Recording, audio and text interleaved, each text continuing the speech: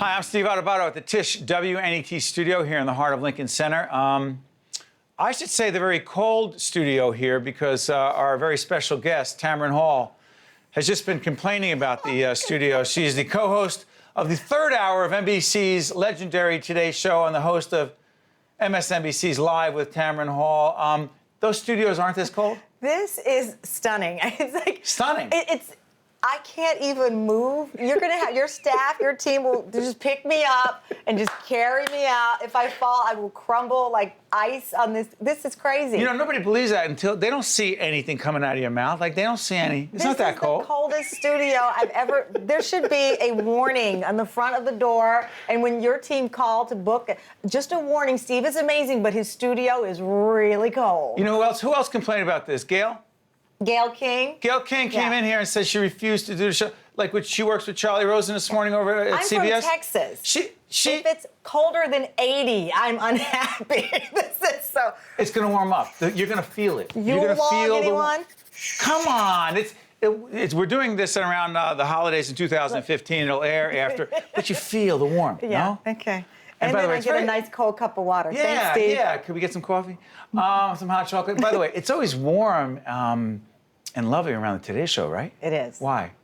It's morning TV, and I think that because it is so early, you have no defense, and you really have to like people, and you have to really enjoy your job and the people around you. Think about it. When you're up in the morning, you love your wife, your beautiful daughter, Olivia. The people watch that make the Today Show every day? Watch Today Show. Those are the two people who make you the happiest. But even they can get on your nerves in the morning. So it's you've got to be around people you love or really, really like in the mornings. And that's why it's such a special place. And I love morning TV. It's just my thing.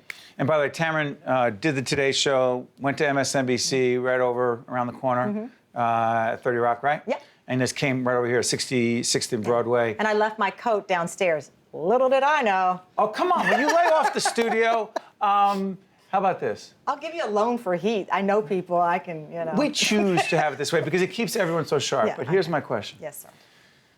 Every day, get up what time? 4:30-ish, 4 a.m. today, 4:30 most days. Okay. Your team that you work with every day, describe them.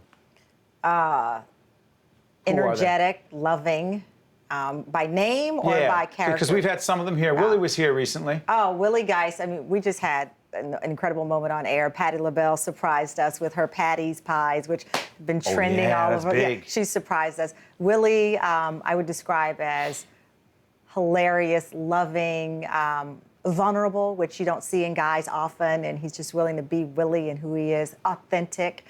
Savannah, friendly, loving, energetic. She's like a warm hug. That's the best way I can describe her. Hoda of the party, we all know that. Sure. Natalie is solid. She's the most competitive person. I said, listen, when I have kids, whether I have them or adopt them, I'm shuffling to Natalie's house so they can learn how to play a sport. Oh my gosh, she's like, we're winning. Really? On every level. Hold on, I gotta say, we're Rutgers grads. You think she's hardcore? She is. I'm not kidding.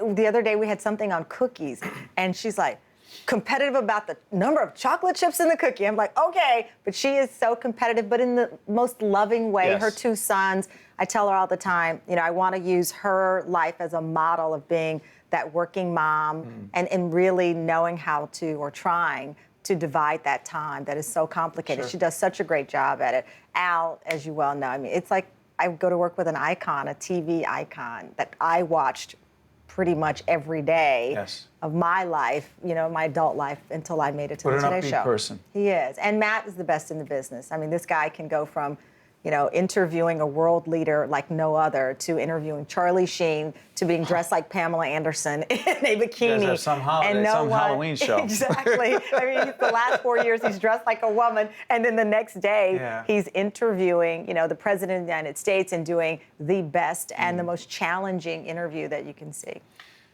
Tamron, you are the first African American in this role on morning television. On the Today Show. Any particular pressure that you feel in that role? Not at all. You know, it's not about the pressure. It's just about exposing the audience to who we are. We are a diverse nation. My dad served in the Army for 30 years. My mom is from a very small town in Texas. She was raised by her father. Her mother died when she was 10. And I'm just the product of their love and their light and their commitment to being great parents. So when I'm on that set, yes, I'm African American, but I'm the product of two parents who put their love and soul into that individual. And I hope that there are people who watch every day and say, you know, that could be my daughter, not that that could be my black daughter, because they may not be African American, but that could be my daughter, that could be my friend. But it is special. I remember first seeing Iola Johnson on the news in Dallas, Texas in the 80s. I'm like 10 or 12 years old. I'd never seen an African American, you know, anchor, you know, and What my did it mean to you? My dad said that could be you.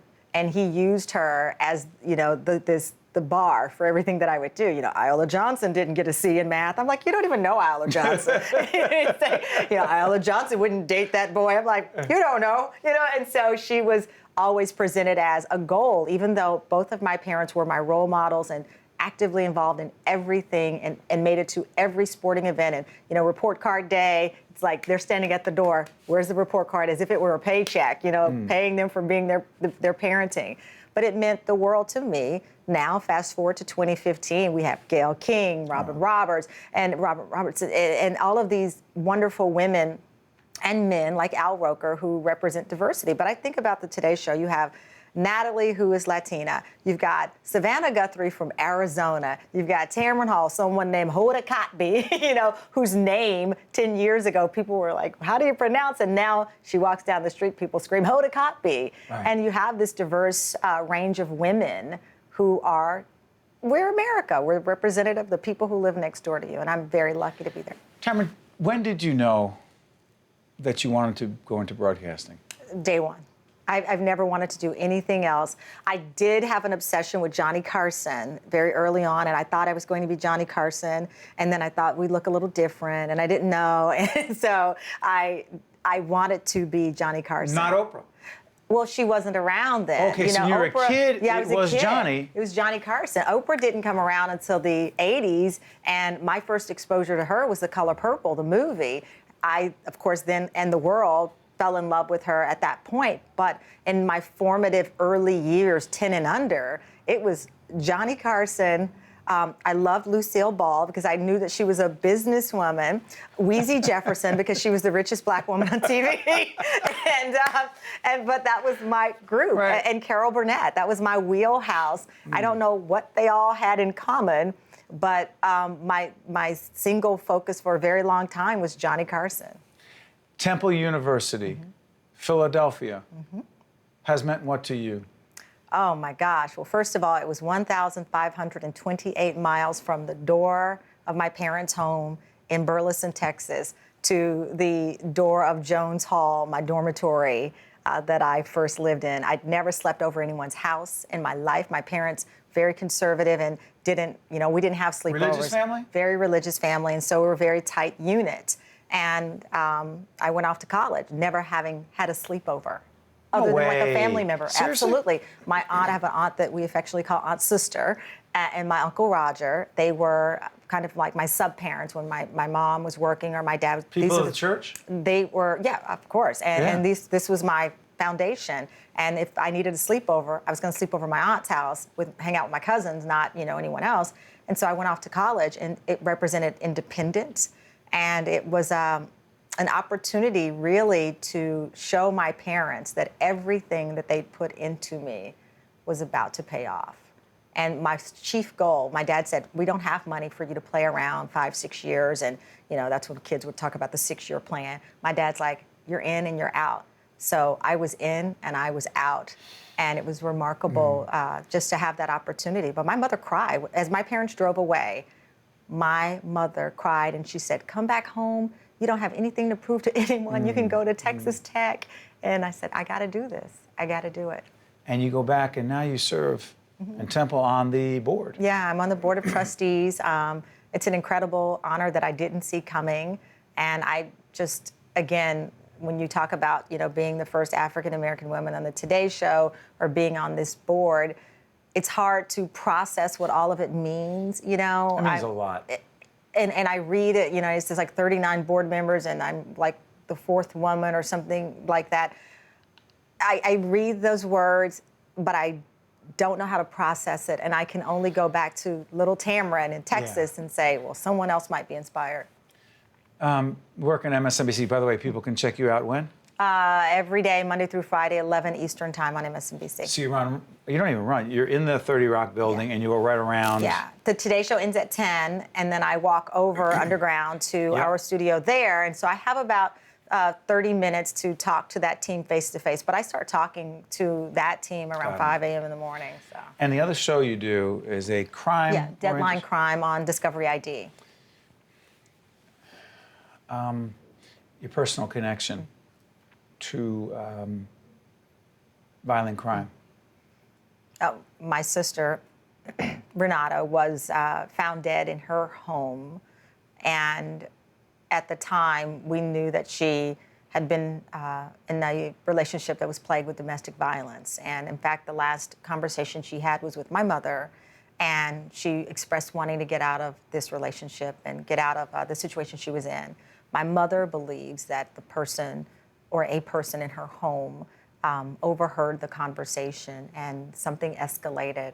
The next morning, it was a Sunday morning, and I got a call from my mother saying that I needed to call my father, that the police had contacted them, and she was on her way to church and she was screaming and she'd pulled over, called my dad, and he said, I need you to call this police officer. He's at Renata's house, and it kind of went from there.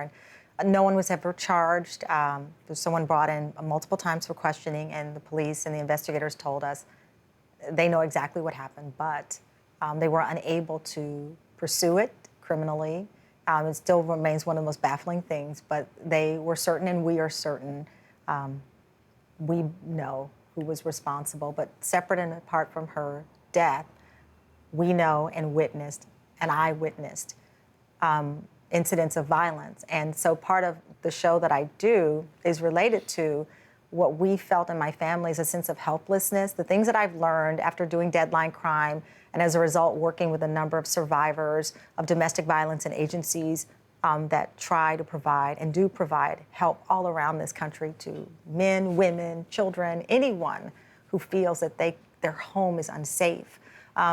It's been a learning experience for me, and one that serves as an inspiration for this show to talk to other victims and families, and not just with domestic violence, with Deadline Crime.